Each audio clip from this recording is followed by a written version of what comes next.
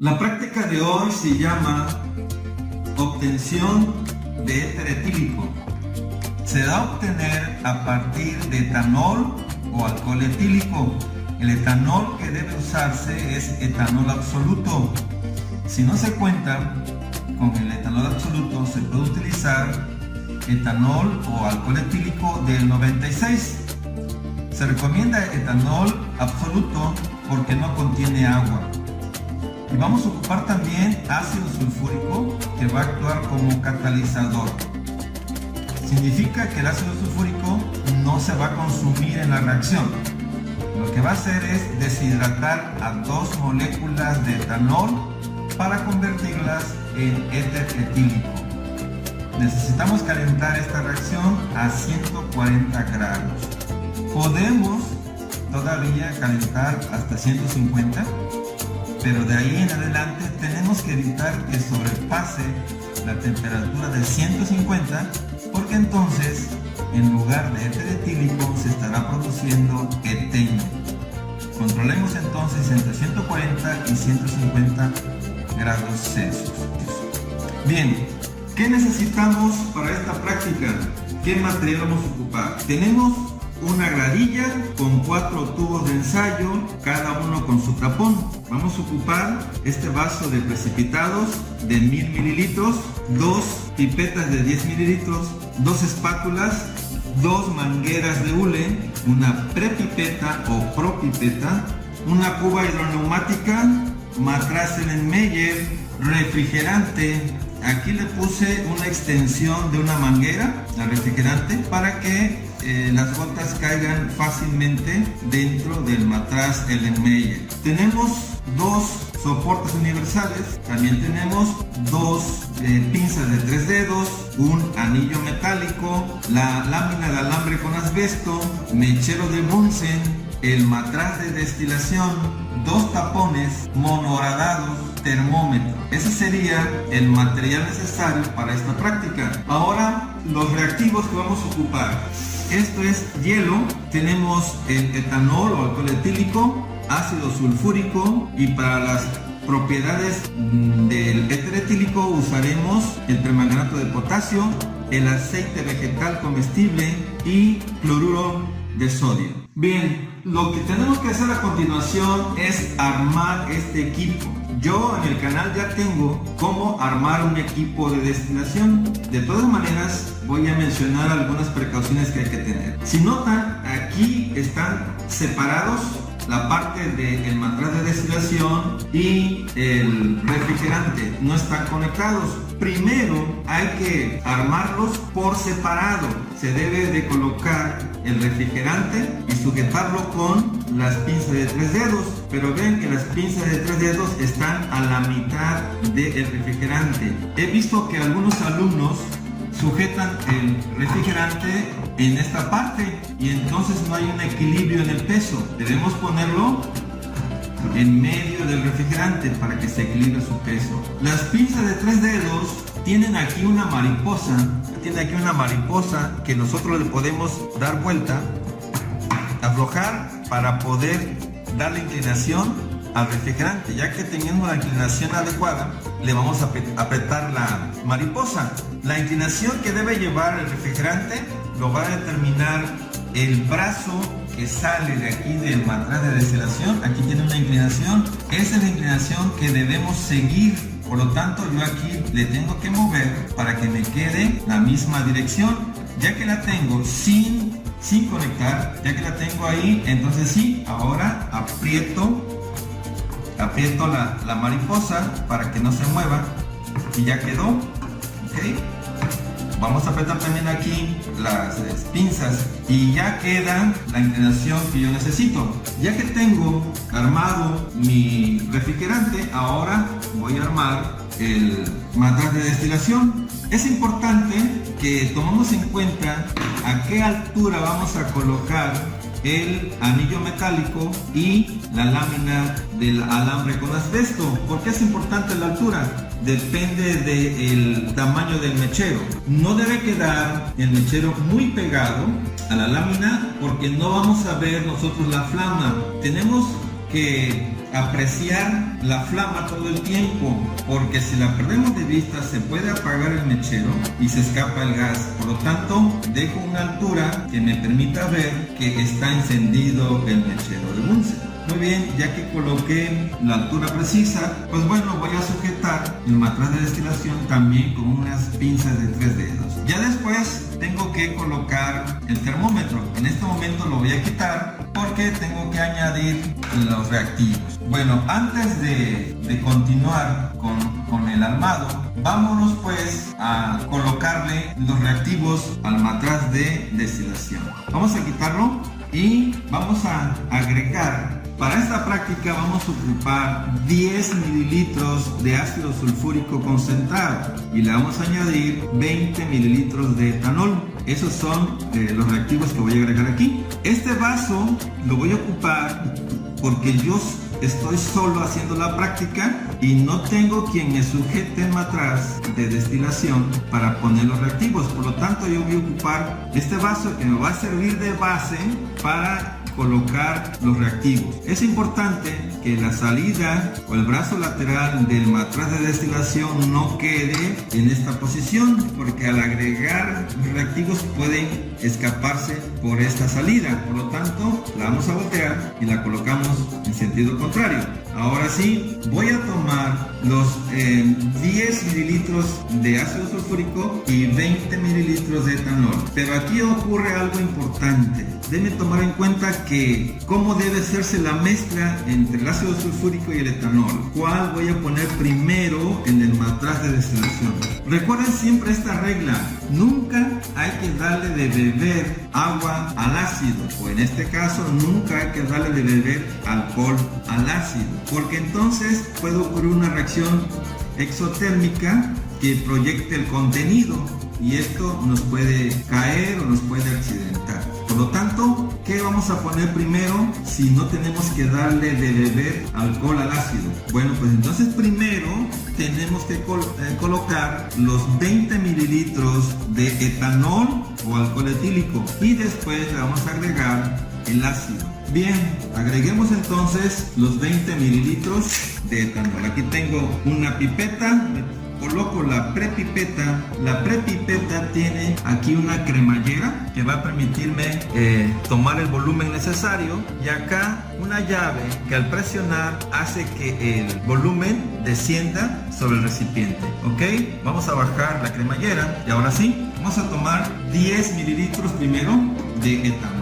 Subimos el contenido hasta la marca de 0 en la pipeta. Ahí está, tenemos 0, que sería 10 porque es de 10 mililitros. Voy a acercar el recipiente y voy a presionar la llave y esta va a hacer que caiga el contenido.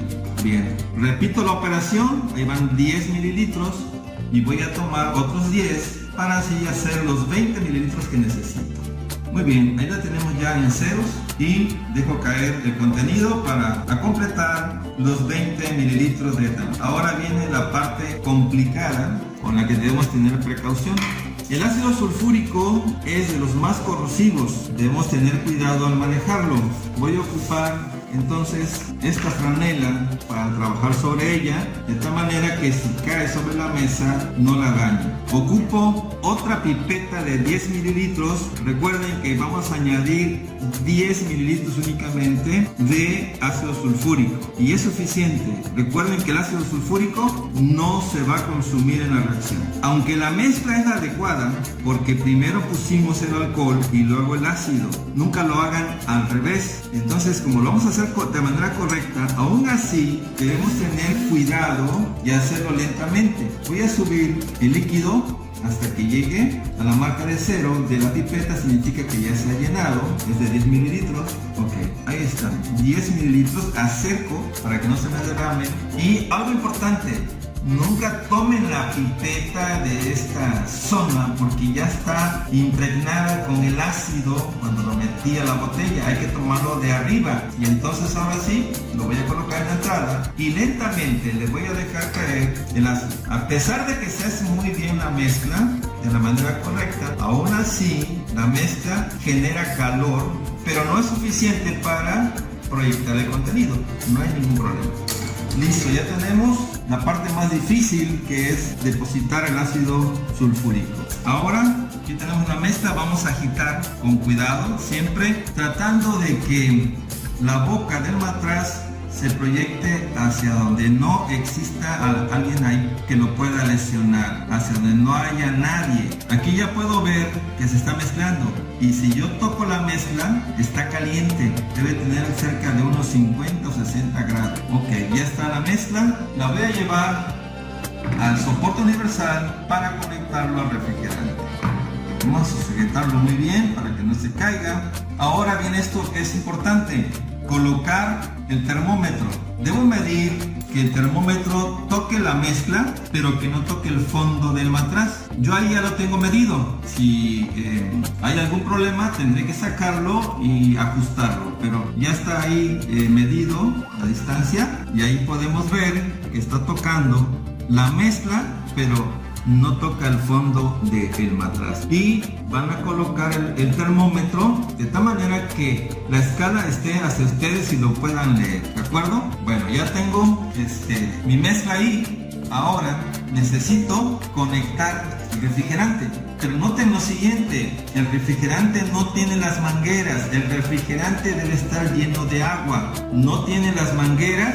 Se las tengo que colocar. Aquí tengo las mangueras, y para ponerle las mangueras, una de ellas va a ir hacia el desagüe, una va al desagüe y la otra manguera tiene que ir a la toma de agua. Voy a colocar en la toma de agua la manguera y la otra está en el desagüe. Ahora la pregunta importante es: ¿dónde voy a conectar cada una de ellas? Esta es la toma de agua, debe ser en la entrada que está en la parte de arriba o la entrada que está en la parte de abajo. Solo hay dos opciones. ¿Cuál es la correcta?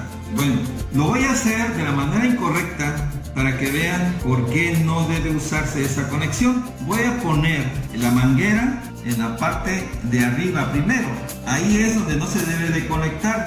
Noten que no está conectado todavía el refrigerante, porque si yo conecto aquí el refrigerante y luego quiero poner las mangueras, voy a estar manipulando y presionando, y esto puede hacer que se quiebre el brazo del matraz de destilación. Por lo tanto, yo lo voy a desconectar para poner las mangueras. Para facilitar, lo voy a mojar en agua para que sea más fácil ponerlo. Recuerden que este es la manguera de la toma de agua, la voy a poner arriba, y la manguera del desagüe la voy a colocar en la entrada que está en la parte de abajo, para que vean que esta es la manera incorrecta de hacerlo. ¿Por qué? Por lo siguiente: le voy a poner el agua, vamos a abrir la llave,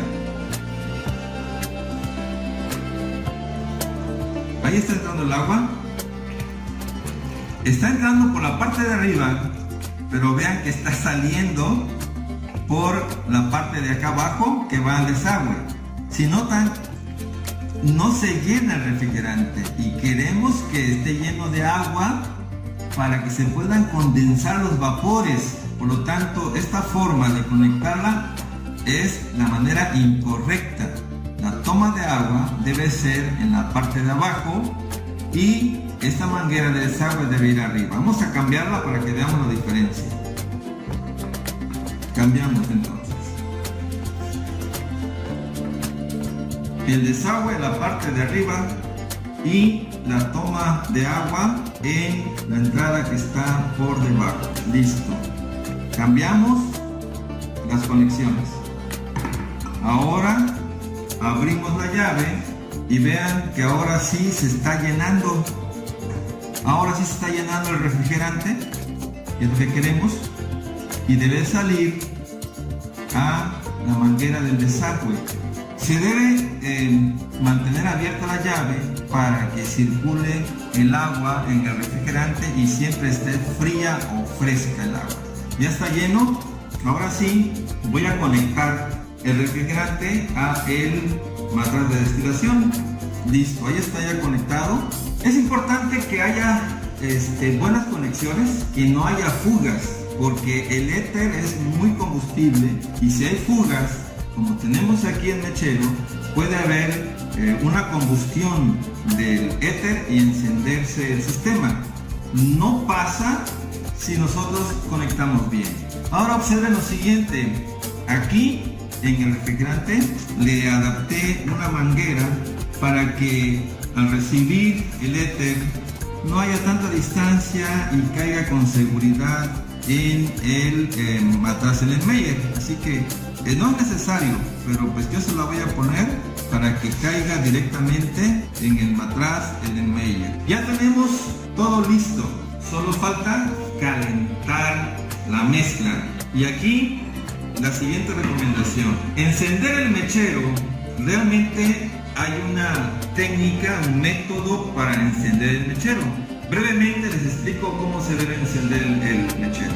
Primero debemos cerrar la entrada de aire del mechero. Esto que tenemos aquí se llama collarín, y vean que el quemador, que es este tubo, tiene unas entradas de aire, y el collarín puede cerrar. Ahí se puede ver que están cerradas las entradas de aire. Si yo muevo el collarín, coincide con la entrada de aire y abastece de oxígeno al mechero.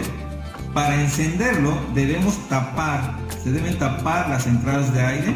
Y ahora sí, necesitamos encender el cerillo.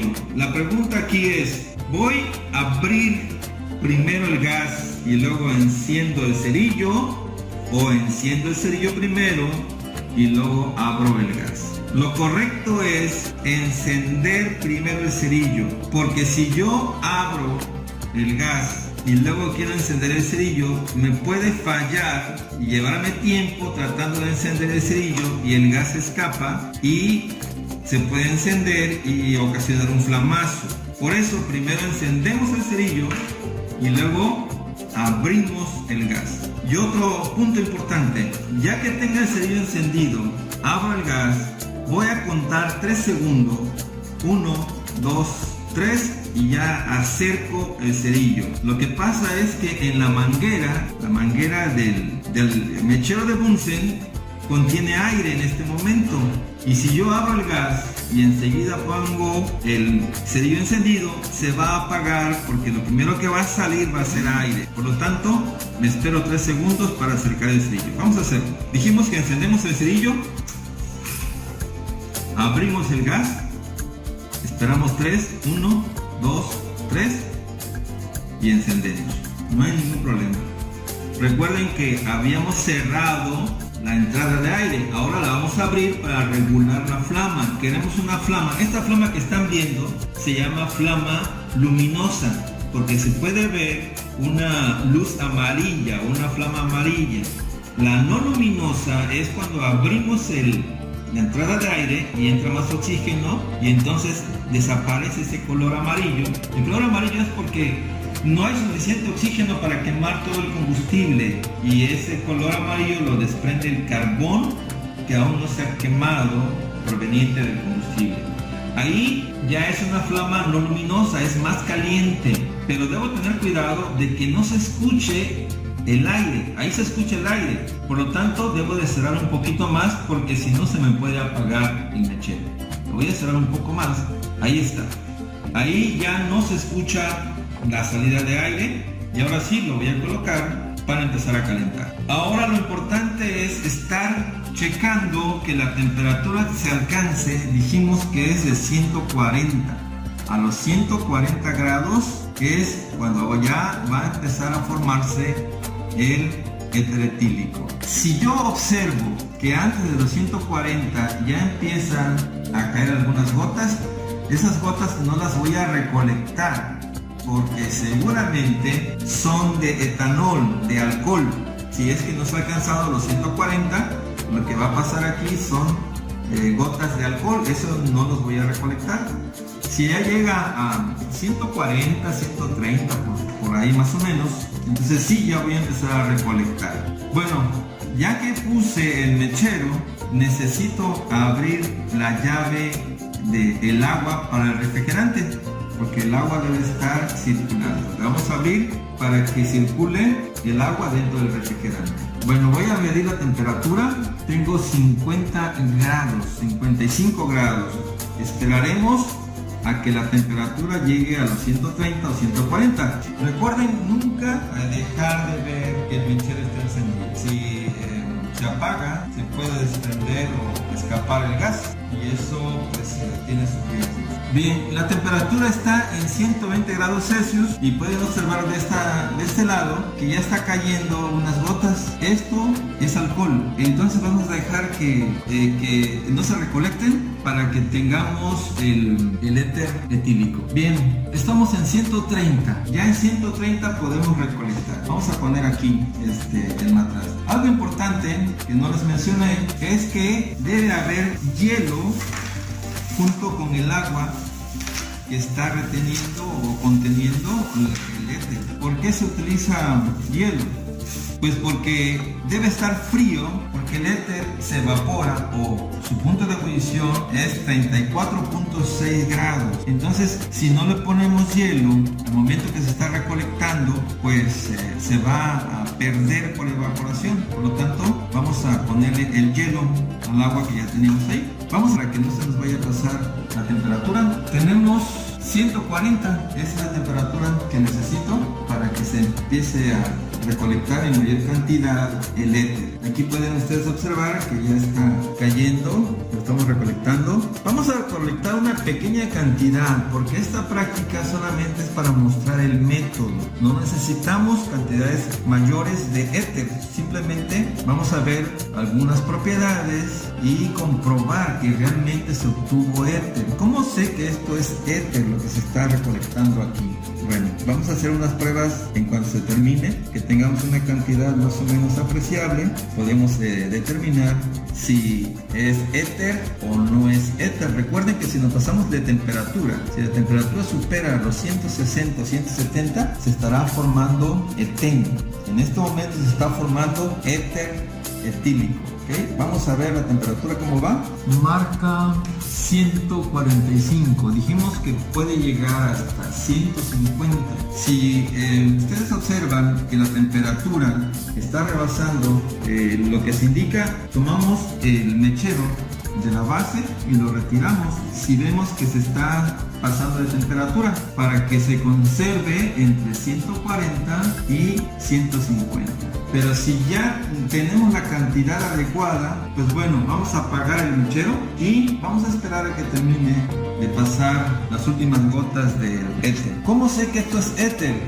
Desde este momento ya me estoy dando cuenta que es éter por el olor, así que lo vamos a identificar por su olor y por la combustibilidad del éter. Bueno, vamos a hacer esta prueba ya para terminar la obtención. Vamos a ocupar un vidrio de reloj para hacer la prueba de que es éter. Bueno, vamos a poner un poco de éter del que obtuvimos aquí en el vidrio de reloj y la prueba de que es éter, aparte del olor que ya se percibe, un olor a éter. El éter dijimos que hierve a 34.6 grados. En este momento se está evaporando. Los vapores del éter son más pesados que el aire. Por lo tanto, estos vapores no se van a quemar si yo paso una flama encima. La muestra no se va a quemar porque sus vapores se extienden hacia abajo, hacia la mesa. Entonces, si es éter, debe encender con acercar la flama hacia un lado en la mesa. Si fuera esto etanol, entonces nunca va a encender cuando se pone la flama sobre la mesa. Para que el alcohol se encienda, tenemos que tocarlo. En este caso, como es éter, no es necesario tocar la muestra. Simplemente vamos a ver los vapores que están en la mesa y deben encenderse, y eso indica que esto realmente es éter. Hagamos la prueba. Lo paso por arriba. No enciende, porque sus vapores se van hacia la mesa. Ahora voy a buscar los vapores en la mesa para ver si se enciende.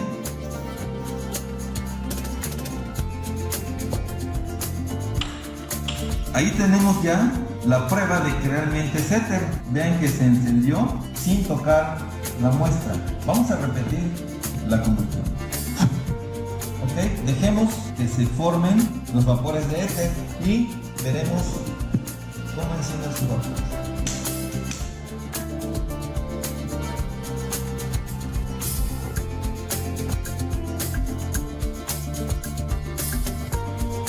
Esta es una prueba confirmatoria de que lo que obtuvimos realmente es éter. Ahora, nos faltan hacer algunas pruebas para ver las propiedades del éter. La vamos a hacer a continuación. Ahora vamos a ver cuáles son algunas propiedades del éter etílico.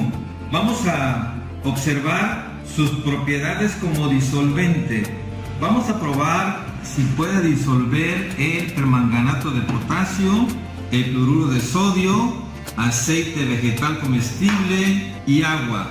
Vamos a poner una muestra en cada tubo y luego le agregaremos el éter para observar si los disuelve. Primero probamos con el permanganato. Ponemos una muestra. Ahora el cloruro de sodio. En el siguiente es aceite vegetal comestible. Y en el último tubo pondremos el agua. Ahora vamos a agregar el éter etílico. También se le conoce como etoxietano. Vamos a ir probando uno por uno de los tubos. Okay, con eso es suficiente. Ahora vamos a agitar. Ahí tenemos el permanganato de potasio. Observen que lo agitamos y no se disuelve, permanece en el fondo del tubo. Entonces el éter no disuelve al permanganato de potasio, o podemos decir que el permanganato de potasio es insoluble en éter. Vamos ahora con el cloruro de sodio, el segundo tubo. Ponemos la muestra de éter y observamos.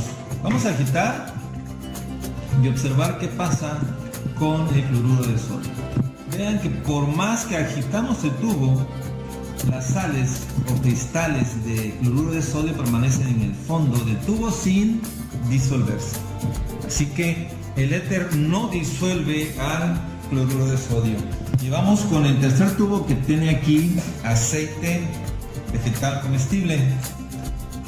Antes de agitar, observamos que el éter queda en la parte superior, en la parte de arriba, y el aceite en la parte de abajo. Aquí se puede ver una interfase. Eso significa que el éter tiene menor densidad que el aceite. Vamos a agitarlo para ver si el aceite finalmente se disuelve. Para mejorar la agitación vamos a poner un tapón y mezclamos perfectamente. Ahora observen, ya no se percibe el aceite. El aceite sí se disuelve en éter. Por eso es que el éter fue usado para extraer esencias o aceites de algunas plantas. Lo dejaron de usar porque es muy combustible y ocasionaba accidentes durante el proceso. Se quemaba o se formaban peróxidos que son explosivos. Ahora vamos a ver con el agua. Le pondremos una muestra de éter. Okay. Y ahora vamos a mezclar el tubo. Bueno, aquí vemos que el éter está en la parte de arriba, la parte superior. Aquí hay una interfase. Abajo está el agua, lo que significa que el éter tiene menor densidad que el agua. Ahora lo vamos a mezclar y ver qué sucede con esta división. Si desaparece, quiere decir que el éter se disuelve en agua, es soluble en agua. Veamos qué sucede. Bueno, ahí parece que sí se disuelve, pero vamos a dejarlo en reposo un momento y podemos observar que en la parte superior empieza a formarse la interfase. Poco a poco se van separando y ahí podemos ver la interfase que hay entre el agua y el éter. Por lo tanto, en conclusión, el éter no es soluble en agua. Y a manera de resumen, el éter no disuelve a permanganato de potasio, tampoco disuelve al cloruro de sodio. Sí disuelve o es soluble en aceite y finalmente es insoluble en agua. Y para terminar, vamos a hacer una prueba de combustibilidad. Ya la hicimos, pero vamos a ver cómo se pueden mezclar los vapores de las muestras que voy a colocar aquí de éter y cómo se pueden encender. Ok, vamos a poner una muestra en cada uno de los vidrios de reloj y vamos a esperar a que se mezclen sus vapores. Muy bien, ahí está. En este momento los vapores de éter están mezclándose entre sí y vamos a ver qué sucede si yo enciendo una de las muestras que tenemos aquí. Recuerden que por arriba no pasa nada, pero si busco por la parte de la mesa, porque los vapores de éter son más pesados que el aire y se van hacia abajo, deben estar sobre la mesa. Voy a buscarlos y a ver qué sucede con la combustión de las 4 muestras.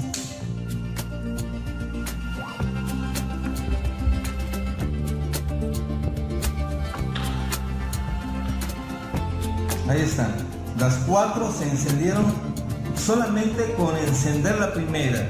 Esto sucede porque los vapores de estas 4 muestras se mezclaron y al encender una, pues se encienden todas las demás. Muy bien, pues con esto terminamos esta práctica de obtención de éter etílico.